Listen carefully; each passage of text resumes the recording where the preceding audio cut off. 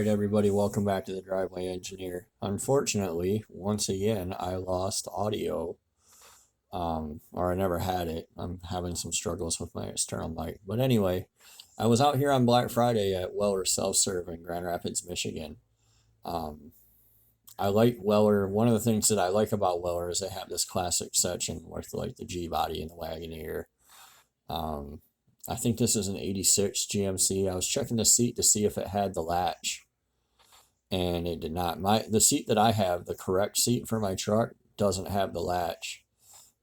They should either be fixed or latched down, but what people would do, like what's done here, is they took the bolt out of the center so that it just flops. And that's pretty common. The one I have is like that. That one's like that. But it should be fixed in place or have a latch. So I've decided to just go ahead and give up on finding the latch and deal with it for the time being.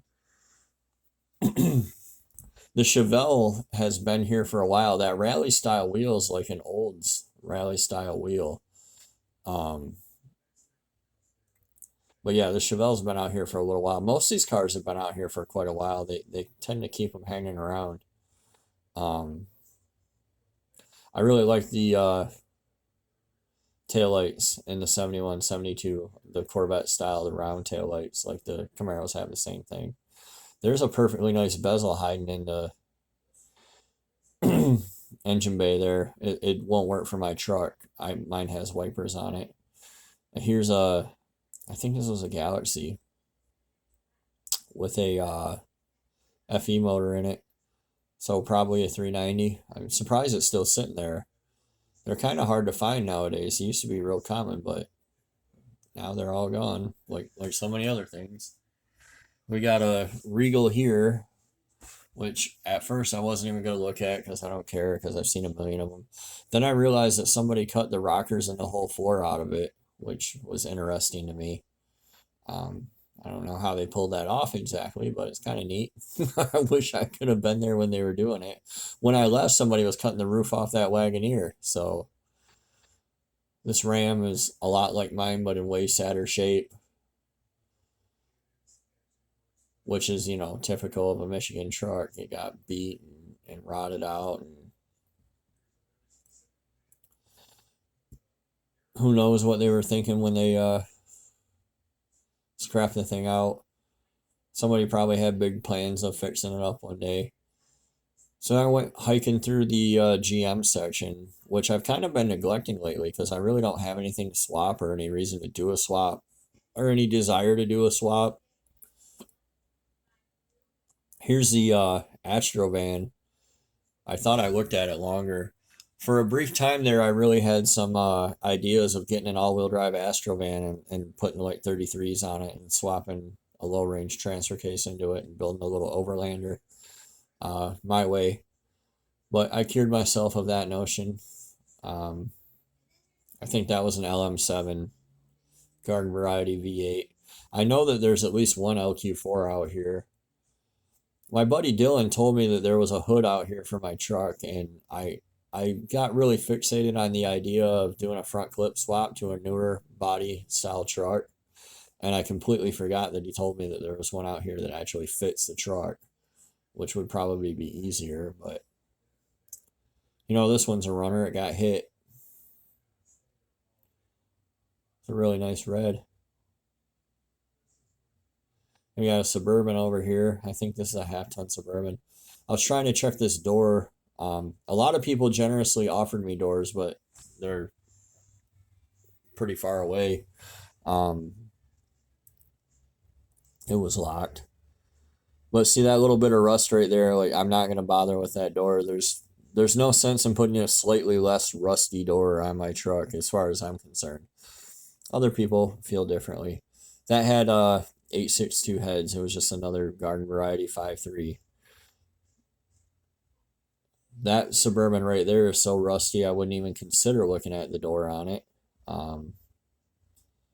See, I just walk right by it because if it's that rusty, the door is not far behind. The TBI 350 with the cool two-tone paint job. One of the things that has been going around the groups lately is the idea of running a Vortec or using a Vortec harness. This door looked pretty nice. Probably should have went back and got it, but I'm lazy. The door is the thing I care about the least on the truck. What I really need to address is the hood before it flies up and kills me. But anyway, the idea, oh, this is it. This is the LQ4. It's got 8 lugs. I didn't realize it for a minute till after I was looking at it for a minute.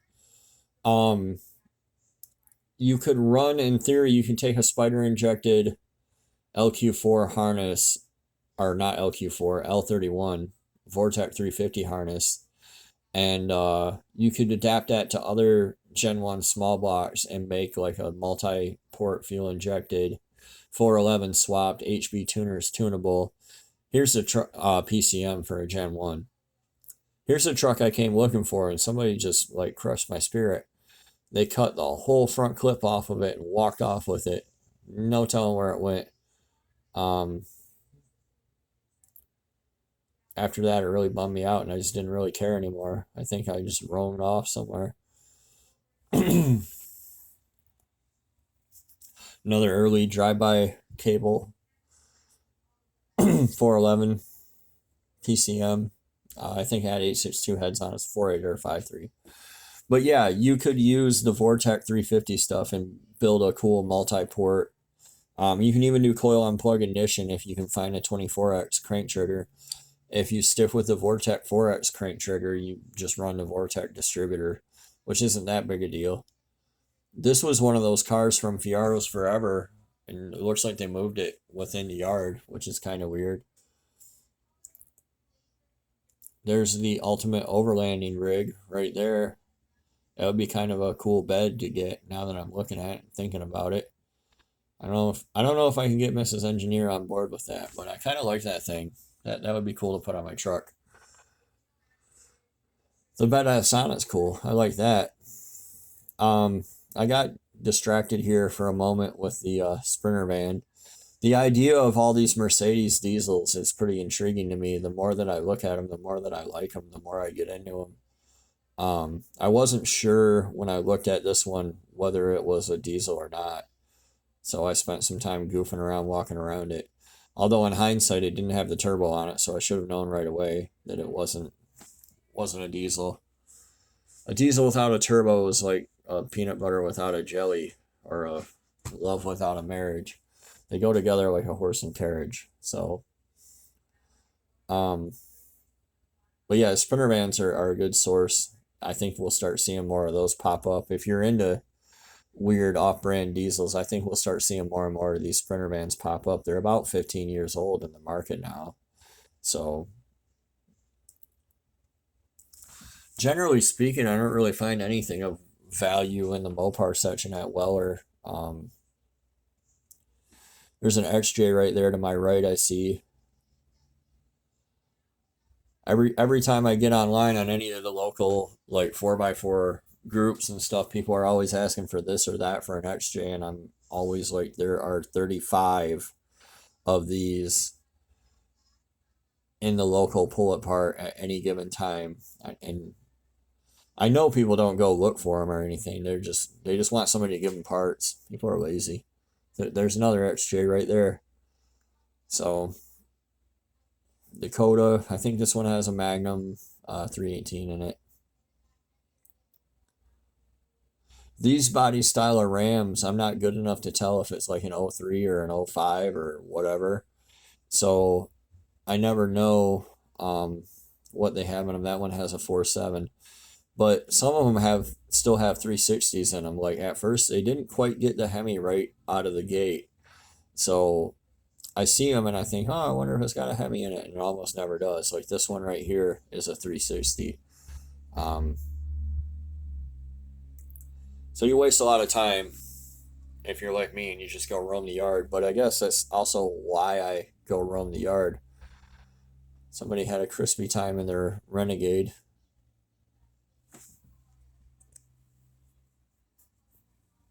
So I'm heading back into the foreign section, partly because I want to see, I'm just curious what's back there.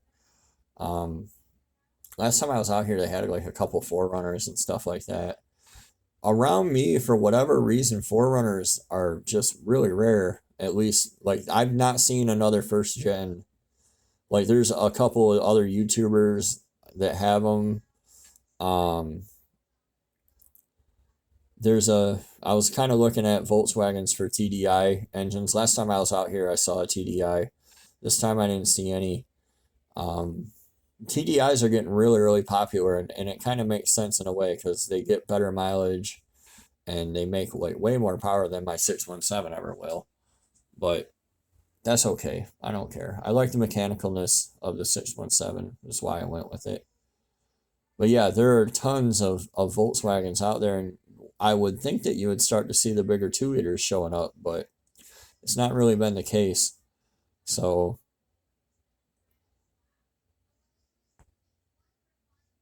there's just a million Passats and stuff out here. Jettas, like, apparently they're not that reliable, because the junkyards are always clogged full of them. People that buy them new love them, but it just doesn't seem to be the case long term. This is a Honda Odyssey, and I stopped to look at it to see if it was leather. People were putting like 2014, 2016 Honda Odyssey seats in C10s. There was a guy that was selling them, like, I guess he was doing handicap conversions, and he was selling them complete for like $350. But when they quit being new, the supply dried up and the whole thing went away. I've never looked into it. I think that was like a Hyundai dash, and it kind of dumbfounded me for a minute that anybody would go to the effort to pull a complete dash out of a Hyundai. But then again, you got to do what you got to do, I guess, if it's your only car and you got, $37. You might need to get out there and make something happen. Those Isuzu Troopers, like to my left there, those are boxy and coolish, but nobody ever does anything with them. I don't know why. But then I found the old 4.7 liter V8, I believe. This is a 2UZ or whatever. I'm not real hip on Toyota lingo, in spite of having owned an FJ for years and owning a 4Runner now. But yeah, I was kind of surprised to see this out here because people act like it's an impossible swap. There's actually another one too. I don't know if I ever went and showed it or looked it up, but I'm pretty confident that I did. When I looked at it, and I looked at the 4Runner, and I looked at the swaps other people have done, like, the thing was so wide that I just can't see, like, it's literally just as much effort. You would think that because it's a Toyota, like, some stuff would work and it would all work out, but no, you got to buy an adapter for the transmission, harness, and all this stuff to put in an engine. I don't know why I wouldn't just do an LS if I were gonna do that. So, and spend less on the donor to begin with. Again, not a TDI. I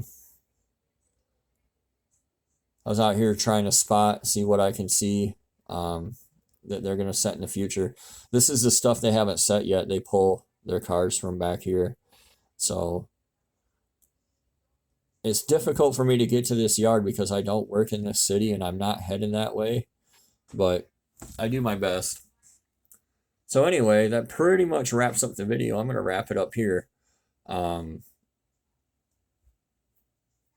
Yeah, I hope you guys enjoyed my little Black Friday trip through the junkyard with me. And I hope to see you next time on The Driveway Engineer. So be sure to like and subscribe, and we'll see you next time, guys.